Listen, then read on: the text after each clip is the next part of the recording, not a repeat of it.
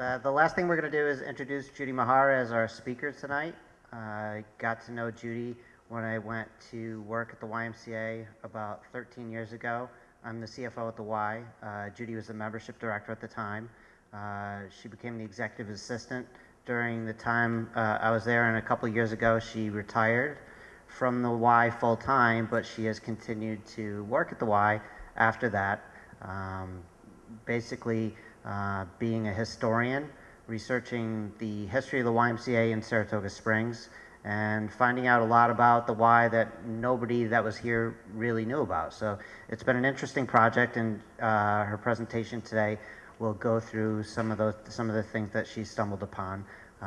Judy and Chuck, her husband, who's here, relocated to Saratoga, so they're not native Saratogians per se, but Judy loves the city, and we have talked her into joining the Board of Trustees. So as I mentioned earlier, Judy is an incoming trustee for this particular year. So I'd like to thank her for that. And with that, I'd like to bring her up and have her start her presentation. So Judy Meagher.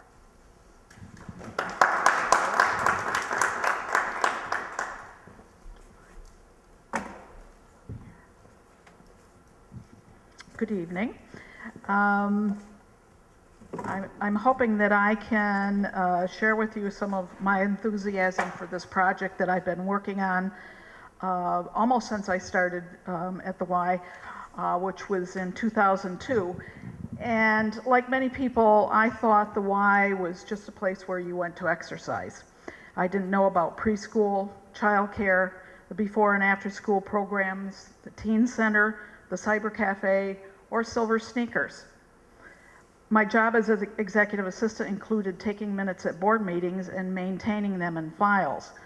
In our preparation to move to the new facility on West Avenue, many boxes of office files were discovered in storage. I became interested in returning them to usable condition. Over the next 10 years, I worked on those files as time allowed, and I became more interested in the history of the Y. I organized new binders, photo albums, scrapbooks, and even framed some photos.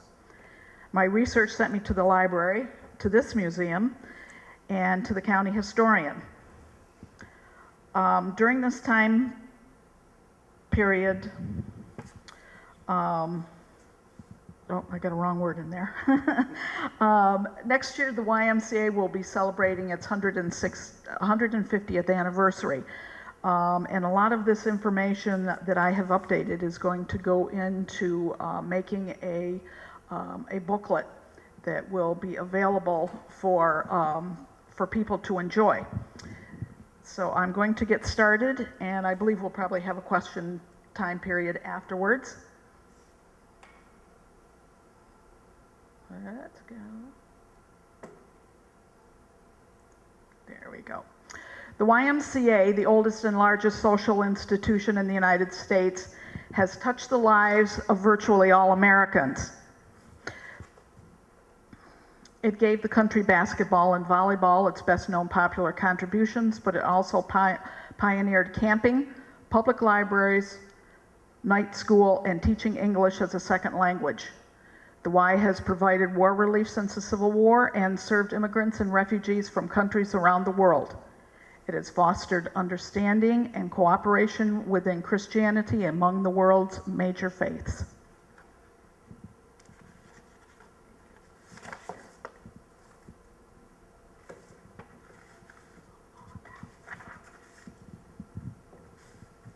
Not enough hands.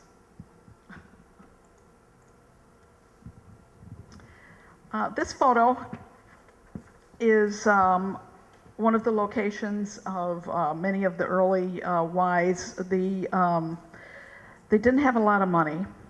It was organized in 1866, and over the next few years, they acquired rooms in different buildings along Broadway. This particular one is at the corner of Fila and Putnam Streets. I keep losing it. Here we go. Fila and Putnam Streets, and you'll notice, you may recognize this building as Bailey's. And this building is currently a parking garage, and across the street in this what is rubble is now Ben and Jerry's. By the early 1880s, the Young Men's Christian Association membership and interest in the Y had dwindled until it was not much more than a memory. In 1887, Mr. Lee Stark of Atlanta, Georgia, was brought into Saratoga, and he encouraged members of the community to reestablish the YMCA. Through the financial aid of Spencer Trask, the Y was able to rent rooms in the Lincoln Hotel, and from there they moved into the Shackelford building, which is now the Granite Palace. By this time, the Saratoga Springs Y had adopted the philosophy of muscular Christianity, which is predicated on the belief that a man's well-being depends on a perfect balance of mind, body, and spirit. Therefore, the earliest logos for the YMCA were a red triangle with the 3 points. Physical exercise at this point in time resembled gymnastics in what we today call boot camp. YMCAs across the country were beginning to construct their own buildings and incorporate gymnasiums and swimming pools. Just as an aside, the first YMCA was in England in 1844, and the first YMCA in the United States was opened in Boston in 1851. So we were fairly early in the country. Here's a copy of a pamphlet, and I have one on the table over here that can also be looked at. They published this little pamphlet, Our Young Men. The subscription was 25 cents for a year, and it often told of who was coming for, who was going to come for lecture. One of the earliest things they did, they held reading rooms, they had religious rooms, and they had lectures. They brought in people. At one time, they brought in Horace Greeley to speak to the group, and he was given a stipend of $10. He refused their second invitation to come back. Even in the middle 1800s, that apparently was not enough money.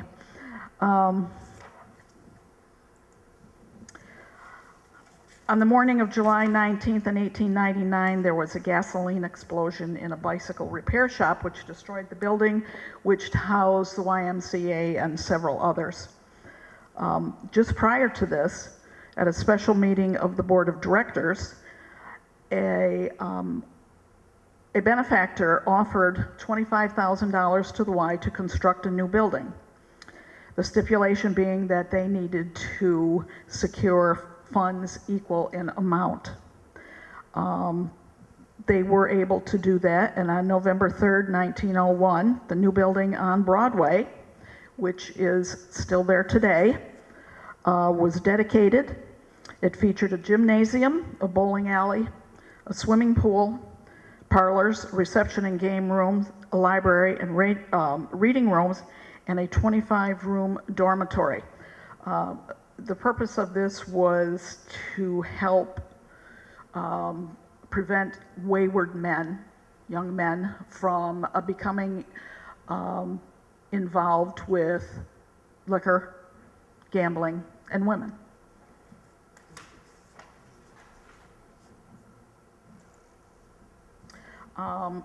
These are a couple pages out of one of their first printed booklets, their yearbook for the year of 1906. And the inside note read, "This first annual prospectus of the Young Men's Christian Association of Saratoga Springs is published that the people of the city may become better informed upon the place this institution is filling in the city and the part it expects to take in the year before us. After the new building on Broadway is opened, the YMCA was able to offer many more activities on a regularly scheduled basis. The YMCA aims to guide young men in making a successful investment of their leisure hours." Therefore, that's what they called their little booklet, Leisure Hours. And it has pictures of their physical department. It has a listing of the different programs they offered. I have an example of some Indian clubs over there which were first used as exercise. They didn't have weights, but these clubs had were of various weights, and they used them for calisthenics and that type of thing. And if you visit in the museum here, John Morrissey, who was a boxer, some of his Indian clubs are sitting up on the second floor, and they weigh 25 and 50 pounds. So these are anywhere from 1 to 5 pounds is what they use. So his were quite different. This is a budget I came across. It's for the year 1912 to 1913. And it focuses on what they are planning for their income to be. And they were looking at needing or raising $8,664 and hoping that they weren't going to spend more than that. Some of the items they list that they have done, like how much attendance there were using the pool, using the reading rooms, how many young men they helped by allowing them to stay overnight. I don't know what the fee was per night, but it was a very useful place in that young men who were out of work, they also helped them find employment. This picture many of you can recognize. This is the Jockey Y. On August 10th, 1926, the YMCA of Saratoga announced that it would build a branch at the track of the Saratoga Racing Association. Now this is prior to NYRA, so this was the Saratoga Association. This would be the first racetrack YMCA in the world. Each year the YMCA had been ministering to the needs of many men connected with the racetrack. The work with these men had been limited in the past due to the fact that the branch building on Broadway was 1.5 miles from most places on the track. This new and conveniently located branch would now be able to minister to over 2,000 men and boys who worked at the track. Got a couple extra photos there. The new building had amenities which included a library and reading room, a games room equipped with billiard and pool tables, a bathroom with modern showers, and an outdoor swimming pool. This also was a segregated Y in that many portions of it were divided, white side and black side. This building still exists today at 246 Union Avenue and is not a part of the YMCA anymore. Here's an ad that was placed in the Saratogian in early 1933 in which the Y is making a public appeal for funds in order to stay in operation. Almost from the get-go, the YMCA has a history of just barely having enough money to keep going from year to year. As this states, they owed $3,000 in mortgage payments to Adirondack Trust. They had, it lists their yearly expenses. Salaries weren't much, although at that time I'm sure $5,000, which paid for your general secretary, your physical director, your office secretary, and your janitor. But that was a big portion of their expense. They were looking at needing $13,420 for the year, but they were only anticipating bringing in $6,900. That's about half of what you're going to need. And so they are asking, there's a listing of board of directors at the bottom also, but they're asking for the community to step forward and help to maintain this need. Unfortunately, the Y closed in 1939, but because they maintained their board of directors and held meetings, they never lost their YMCA charter. Therefore their existence is continuous, considered continuous from 1866. as early as 1947, it was noted in the Saratogian that many youth longed for the good old days and were hoping something would happen.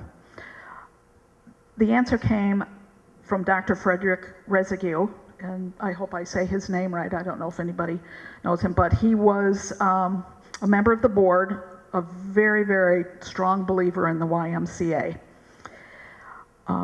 Upon his death in May of 1956, he bequeathed his home at 509 Broadway and $22,000 for remodeling to the Y, with the stipulation that the Y be opened within a year of his death, or the gift would revert back to the American Red Cross. The board quickly asked for assistance from the state executive committee, and with 2 days to spare, a new Y was opened in this building. When the board made the decision to revive the YMCA, it hired Robert Morse in January of that year as its executive director. Under his direction, the Y was successful in transforming the dormant organization into an active element in the community. He credited this achievement to the many volunteers without whom this would not have been possible. One of the things I noticed as I would go through restoring these minutes from boards, and unfortunately we don't have any that go back before 1957, just some of our pamphlets, but I could go through every year, and just about anybody you name in this community has at one time or another been on the board of the YMCA. Some for longer, some continue to be volunteers, but I think it's truly a community that has been interested in maintaining this organization. The problem continued, though, that there was no gym or pool in this building. They were allowed to use the pool at Skidmore College, and the city school district allowed them to use the gym. And they thrived to a membership of 1,200 people. So they quickly outgrew this building and started looking again. One of the ways they raised monies, and many people may remember the pancake breakfasts were quite popular, spaghetti dinners, pancake breakfasts, different kinds of sales, and apparently the young women from Skidmore College were good donators of cashmere sweaters for the sales. In December of 1965, the newspaper headline read, "YMCA buys Hawley Building." This was a great acquisition for the Y, as it enabled them to expand beyond the walls of 509 Broadway. The Hawley home at 6466 Ludlow Street was originally an orphanage. It contained 2 game rooms, meeting rooms, a kitchen, and offices. For the price of $10,001, the Y became the new owner. Unfortunately, for the next 9 months, the Y was involved in a zoning dispute with some of the neighbors who did not believe that that was the proper place for a Y to exist. Letters to the editor and response at committee meetings showed that the general public supported the Y's new residents. With that taken care of, the Y was able to concentrate on serving the community. Times have been changing, with more women entering the workforce, and it became apparent that childcare outside the home was desperately needed. On February 15, 1971, the YMCA opened the first child care facility in Saratoga County. After working on the project for 22 months, the Y was able to offer places for 15 children from the ages 3 to 5. They were soon able to increase that number to 30 children by the summer.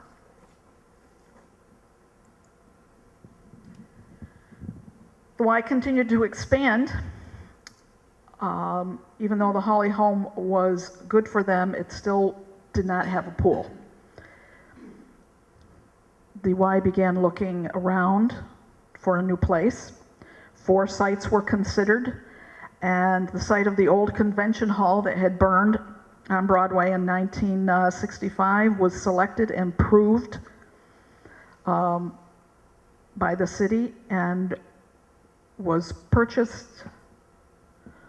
I don't have that price, but it was purchased through the city. Fundraising began in the summer of 1970 with a gift of $100,000 from Mrs. Charles Shipman Payson, the owner of the New York Mets. And the pool, of people who remember the pool in Broadway, did carry her name. On December 5th, 1971, the new Y was dedicated. I brought along that photo, well, not that one, I brought along the pictures from the groundbreaking ceremony. On December 71, the new Y was dedicated and was considered to be a dream come true after nearly 2 decades of dreaming, 5 years of planning, and less than 16 months of actual construction. The new Saratoga County Y was completed. This new facility was the envy of many cities in that it provided the community of Saratoga with a swimming pool, a gymnasium, exercise rooms, squash and handball courts, sauna, steam room, massage room, meeting rooms, and a kitchen.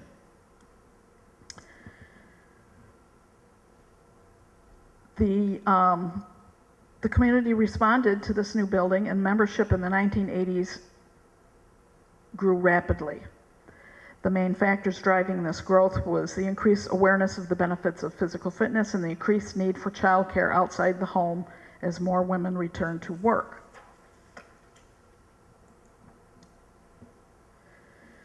But within a decade, the Y was again finding themselves stretched for space. They considered expanding upwards on the Broadway building and found out that it was not feasible. Plus, it still didn't answer the question of parking. So in the autumn of 1983, the Saratoga Racquet Club at 20 Old Gick Road became available and at a very favorable price. And it was an ideal place for the Y to expand, being on the opposite side of the city. There was an existing tennis program, gymnasium, handball courts, locker and shower rooms. The Y had learned in 25 years that they needed to be flexible in their space and their programming. So in 1984, the Y acquired the facility and the Wilton Branch came into existence. It offered additional programs besides the tennis, gymnastics, weight training, and preschool.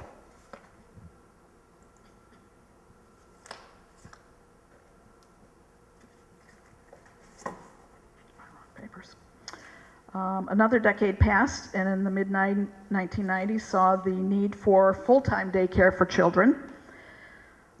Space at Broadway was cramped, and employers were expressing their concern for more childcare, more daycare.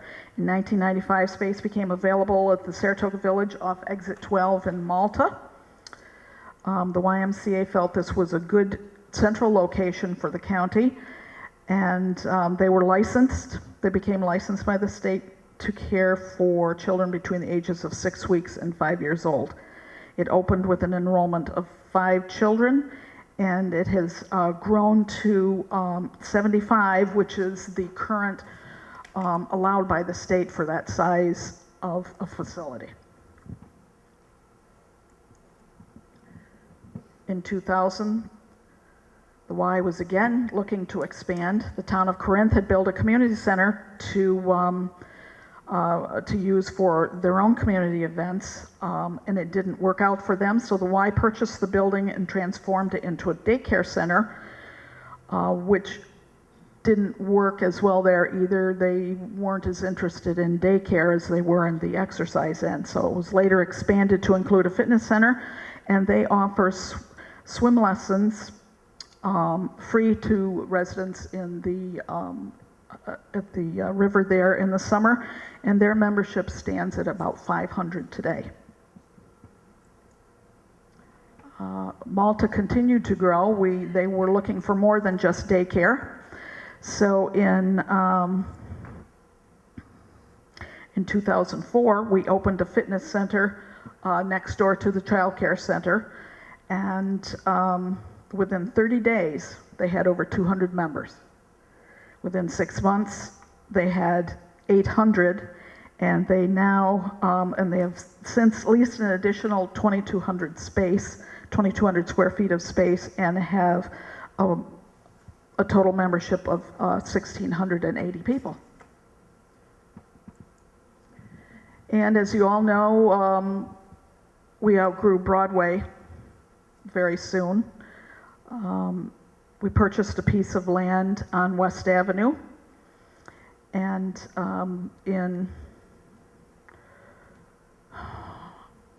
they did a study first to find out whether this, even though people kept saying we need more space, they conducted a study to find out if we could really support one. The study indicated we would need 13,000 people to really handle a new facility. The plans were drawn up. Fundraisers began in 2005, groundbreaking in 2006, and just prior to the opening, membership had already jumped to 12,700, just shy of the 13 they needed. The new facility was 72,500 square feet, with space for fitness, swimming, preschool, gymnasium, and an indoor track. February 19th, 2007, that facility was open, and currently membership stands at 17,300.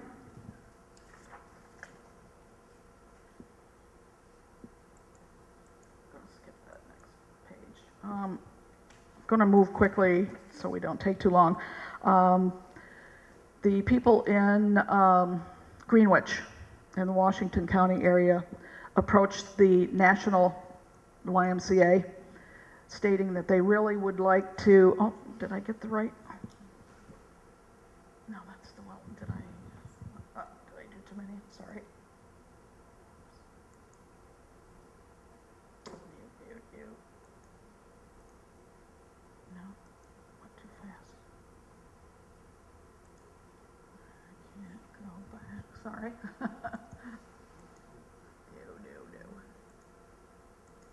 John, I'm trying to go backwards.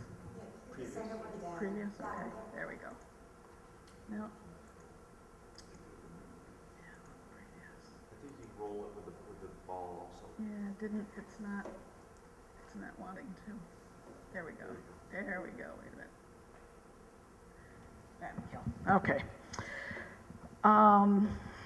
Washington County was looking for a Y in that area. In 2010, the Y announced plans. They had reached an agreement with the village of Greenwich to spend $1 million to convert the former IGA into a YMCA branch. The 8,600 square feet building was going to be known as the Battenkill Branch, was leased from the village of Greenwich for 5 years, at which time we purchased it from them, and an additional piece of land so that we will have space to expand. At the opening, they had 873 members within the first month, and they now have a total of 1,590 members to date. So they are already overgrowing their space. And kind of to bring us forward, everybody is probably aware of the Wilton Branch, where things were getting really tight. They constructed, in 2011, they took on phase one of a three-part $7.5 million expansion. The first phase housed 4 additional tennis courts in 30,000 square feet, which opened in 3 months after the start. And phase 2 included new gymnastics center, fitness area, locker rooms, childcare in a 35,000 square foot two-story building. After a fire in the original building in October of 2013, they decided to go ahead sooner with their phase 3 and renovate the original building, which has been turned into an athletic training center and an 11,000 square foot field house. Membership at Wilton is 4,200. And to kind of sum it up, looking forward, summer camp moved from Wilton when they started the construction over to the Saratoga Springs branch, where they brought in tents and set up archery and have worked with the kids there for a couple of years. Now, the Y sees approximately 200 campers a day, or 1,800 over the 9 weeks of July and August. It continues to be a popular and safe place for youth, and the need increases as well. The Y is now in the planning phase for a family outdoor center, which will include a permanent covered pavilion to be used for basically for summer camp.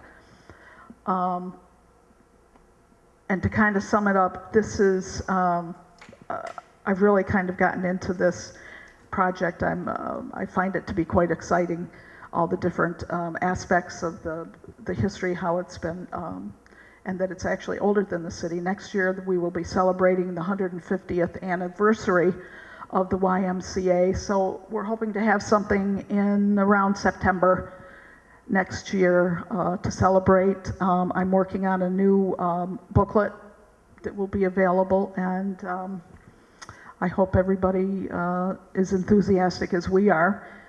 And if you have any questions, I'll see what I can do to answer for you. I have a question. Actually, two. If you're a member of any one of the branches, can you go to the other branches? Are you allowed to do that? It depends on which membership you buy. We have a full facility membership, which means you can go to any of the 5 branches. If you want to only go to Malta, for example, if you live in Malta and you only plan to go to Malta, then you can buy a reduced price membership that's good for Malta. And you mentioned that in some of the branches, back in time, there were squash and handball courts. Do any of them exist now, or are they all gone?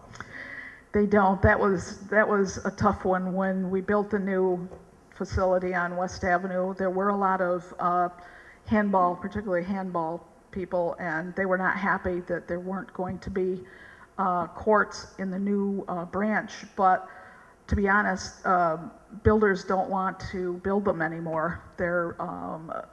It's a lot of space. I mean, it takes a 2-story space height-wise because of what they do, which means it can't be used for anything except a handball court. So therefore, they didn't go in the new building. Thank you. Anybody else? Yes. Back in the 60s, when there wasn't a pool and a gym, Y offered a lot of programs that were non-physical. Do they have any of those anymore? For example, Oh, all the high Y, girls leaders, boys leaders, youth and government, young adults. I was a we have done a little bit with the youth and government, and I know they have, there's not really too many of the clubs. Even the teen center, we had the teen center at Broadway, but it didn't go when we moved over to the West Avenue branch facility, which was surprising because it's closer to the high school than they were here, but I guess the kids liked being downtown more than that. So there aren't, they still have the youth basketball. Yeah. And I don't know whether, John, if you know anything different, but there really aren't that many other programs. We have. Maybe it's a national trim, maybe It could be. We do have silver sneakers now for seniors, and that is a very popular group. But again, it's based on some exercise, and then they use our cafeteria. There's a big open cafe over there, and it's the place in the morning. I haven't, nothing else? Yes. Do you know if the Saratoga branch has any plans to enlarge in the immediate future?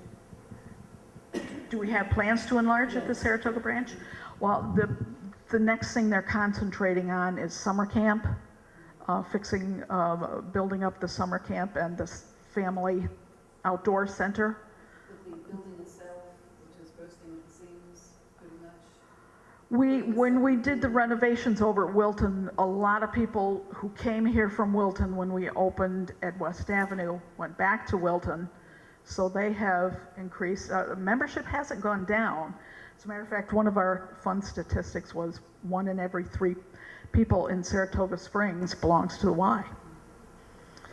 But yeah, there's always, in the back of somebody's head, there's always plans to enlarge, but this is the next thing on the plate. Anything else? No? Thank you.